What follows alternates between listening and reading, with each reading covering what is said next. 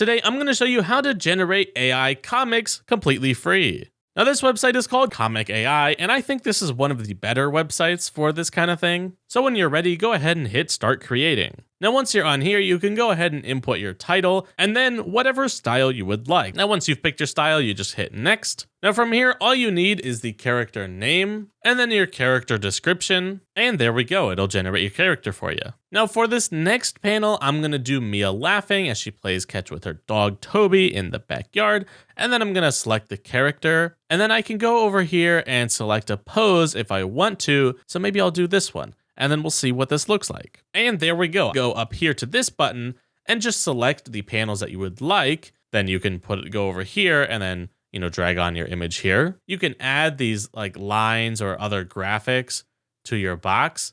And then boom, you've got like a cool effect. And once you're done, you just hit this download button.